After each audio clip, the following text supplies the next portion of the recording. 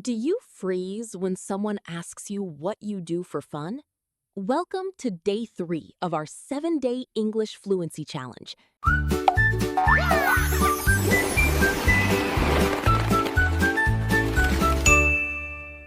Today, we are going to fix that completely. That is right. If you are back for day 3, your mouth is already getting used to the sounds of English. Today, we are practicing everyday sentences for making friends, talking about hobbies, and socializing. Exactly. For anyone joining us for the first time today, shadowing is a very simple but powerful method. You just listen to our English sentence and then you repeat it out loud immediately. Don't worry about grammar, just copy the sounds. It is the absolute best way to train your mouth to speak without translating in your head. You just listen, copy the rhythm, and speak along with us. You know, David, socializing in a new language can feel very scary, but I know a secret that native speakers use to never run out of things to say. I call it the echo trick. It keeps any conversation alive, and I will teach you exactly how to do it later in this episode. The echo trick? That sounds amazing. When I was a beginner, I used to just say yes or no, and then the conversation would completely die. I cannot wait to learn that trick. It is incredibly easy and effective. But first, let's practice how to introduce yourself and start a great conversation. Are you ready? Listen closely and remember to repeat exactly after us. The very first thing you need to do is introduce yourself. A friendly and simple way to do this is, "Hi, my name is David." But when you shadow this, say your own name. Listen and repeat. "Hi, my name is." Beautiful. And after the other person tells you their name, you want to be polite and welcoming. You should say, "It is nice to meet you." Let's practice that together. It is nice to meet you.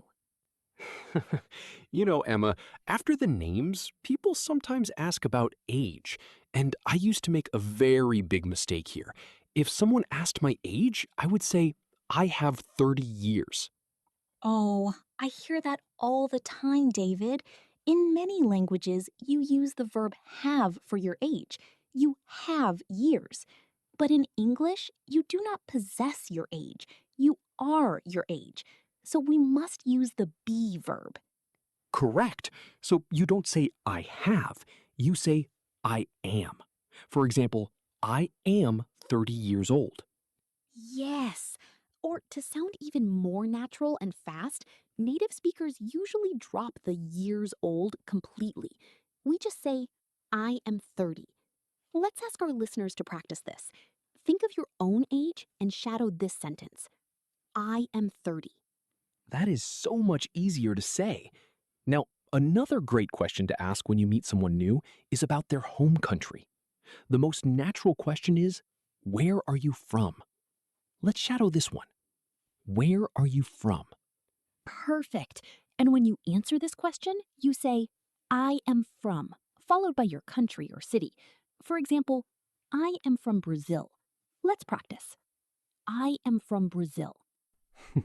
After sharing where you are from, it is very natural to ask the other person about their work. But Emma, I used to ask people, "What is your work?" That is a very normal guess, David. People will definitely understand you, but it sounds a little bit formal or unnatural. The most common and friendly way to ask this in English is simply, "What do you do?" It is so short and easy. Let's ask our listeners to shadow this important question. Listen and repeat. What do you do? Great!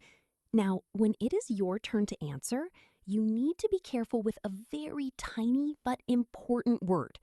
Many learners say, "I am doctor," or "I am teacher." Yes, I always forgot to use that little word before my job title. In many languages, you don't need it at all. Exactly. But in English, you must use an article. You should say, "I am a" before your job. Let's practice the correct way right now. I am a teacher. Perfect. And if your job title starts with a vowel sound, like A, E, I, O, or U, remember to use an instead of a. For example, I am an engineer. Let's shadow this together. I am an engineer. Beautiful pronunciation. Now that you know how to introduce yourself, share your age, your country, and your job, you have built a fantastic foundation for a new friendship. But Emma, what happens after we share these basic facts? Sometimes the conversation stops and it gets very quiet and awkward. That quiet silence is very common, David. The best way to keep a conversation going is to ask about things people love. We call these activities hobbies. Oh, yes. Everyone loves talking about what they do for fun. So, how do we ask about hobbies naturally? A very polite and common question is, what do you like to do in your free time? It shows you are interested in them. Let's ask our listeners to shadow this. Listen and repeat. What do you like to do in your free time? That is a great question. But when I tried to answer this as a beginner, I used to make a very funny mistake. I loved the water, so I always said, I play swimming. I hear that from so many students. In English, we use different action words for different activities. We use the word play for team sports or games with a ball, like football, tennis, or basketball. Ah, I see. But swimming doesn't have a ball. That's right. If a hobby or sport ends in the letters ing, we usually use the word go. So we go swimming, we go running, and we go fishing. Let's practice the correct way right now. I go swimming. That rule is so helpful. Ball games use play, and ing words use go. Let's practice a ball sport for our listeners too. Listen and repeat. I play football. Great job. Now, some people prefer quiet hobbies indoors. A very common one is reading.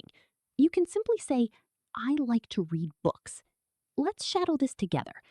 I like to read books. Reading is a wonderful and relaxing hobby. But what if you prefer something a little bit louder, like music? Oh, I love music. A very useful sentence is, I like to listen to music. Wait, David, let's pause for a second. That is a perfect sentence. But did you notice the little word you used in the middle? Many learners simply say, I listen music. Yes, I am guilty of that too. I always forgot the word to. It is a very common mistake. In English, the word listen almost always needs the word to right after it. You listen to a podcast, you listen to a friend, and you listen to music. That is a great rule to remember. Always add to. Let's ask our listeners to shadow the correct sentence right now. Listen and repeat. I like to listen to music. Excellent. Now, speaking of all these fun activities, David, I think this is a perfect time to ask our listeners a question. Oh, absolutely. We want to hear from you right now. What is your absolute favorite hobby? Do you play sports, go swimming, or listen to music? Pause the video and write your answer in the comments below. I cannot wait to read what everyone likes to do. Now, after music, another very popular hobby is movies. A simple sentence is, I like to watch movies. Let's practice that one together. Remember to use watch for things on a screen. I like to watch movies. Movies are definitely a great way to relax. Now, after we talk about hobbies, another favorite topic to discuss with new friends is the weekend. Oh, yes, everyone loves the weekend. A very natural question to ask is, what do you usually do on the weekend? That is a perfect socializing question. Let's ask our listeners to shadow it right now. Listen and repeat. What do you usually do on the weekend? When people ask me that, I usually say, I hang out with my friends. Hanging out is a wonderful native sounding phrase. It just means spending time together in a relaxed way without a big plan. Let's practice that everyday sentence. I hang out with my friends. But Emma, I have a confession. When I was a beginner, I used to tell my American friends, hanging out with you is very funny. They always laughed at me. That is a classic mistake, David. The words fun and funny confuse almost every single English learner because they look so similar. Absolutely. In my head, I just wanted to say I had a good time. Here is the rule. If something makes you laugh out loud, like a comedy movie or a joke, it is funny. But if something is just enjoyable and makes you happy, like playing a sport or spending a weekend with friends, it is fun. You don't laugh the entire weekend, right? That makes perfect sense. So a weekend with friends is not funny, it is just fun. Let's ask our listeners to shadow the correct sentence to describe a good time. It is very fun. Great job! Now you won't make that confusing mistake. Sometimes, though, you don't go out on the weekend. Sometimes you just stay inside your house. Yes, and there is a great sentence for that too. You can say, I stay at home and relax. Let's practice it together. I stay at home and relax. Staying at home and relaxing is completely fine. But what if you want to leave the house and invite your new friend to do something with you? Oh, making plans is so important for building a friendship. But Emma, I used to be so formal. I would walk up to a friend and say, I want to invite you to drink coffee with me. It sounded like a serious business meeting. It really does sound a bit formal, David. The word invite is usually for big events, like a wedding or a birthday party. For a casual hangout, a much more natural and friendly way to ask is, would you like to get coffee sometime? That sounds so much more relaxed and friendly. Let's ask our listeners to shadow this great invitation. Listen and repeat. Would you like to get coffee sometime? Perfect. And if your new friend says yes, they will probably ask about your schedule. A simple question is, when are you free? Let's practice that question together. When are you free? Now, pay close attention to how you answer this. If you want to say you have time on the weekend, many learners make a small preposition mistake. They say, I am free in Saturday. Ah, yes, the tricky prepositions. But I learned a golden rule for this. For days of the week, we never use the word in. We always use the word on. Exactly, David. You are free on Saturday, on Sunday, or on Monday. Let's practice the correct sentence right now. I am free on Saturday. And when you finally agree on a day, you can show your excitement by saying, that sounds great. Let's shadow this happy response. That sounds great. When you say, that sounds great, you have successfully made a plan. But before you walk away, you need a way to communicate with them later. Yes, you need to exchange contact information. But Emma, I used to be very direct. I would just look at my new friend and say, give me your phone number. Oh, David, that sounds like a police officer, not a new friend. It is grammatically correct, but it is way too strong and direct for casual socializing. That's right. I learned that a much better, softer way to ask is using the word can. You should say, can I get your number? That is perfect. It is polite, soft, and very common. Let's ask our listeners to shadow this friendly question. Listen and repeat. can I get your number? Or nowadays, people often prefer social media instead of phone numbers. A very natural question is, are you on Instagram? Let's practice that. Are you on Instagram? Great! And when they give you their contact information, you can promise to send them a message later. A very natural native sounding sentence is, I will text you. Let's shadow this together. I will text you. Now you are completely ready. You introduced yourself, talked about hobbies, made a weekend plan, and got their number. It is finally time to say a friendly goodbye. A beautiful and simple way to leave the conversation is, it was great talking to you. See you later. Let's shadow this friendly goodbye. It was great talking to you. See you later. That was an amazing conversation from start to finish. It really was. But David, before we finish today, do you remember what I promised our listeners at the very beginning of this challenge? Oh, yes, the echo trick. I have been waiting for this. You said it helps keep any conversation alive when you don't know what to say. Yes, I did. Sometimes your mind goes completely blank and you can't think of a new question.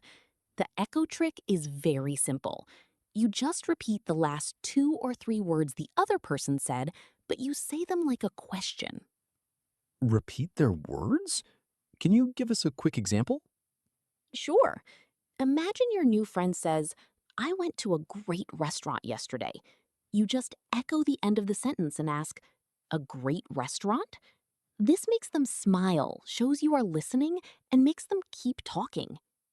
Wow, a great restaurant? That is so easy and smart.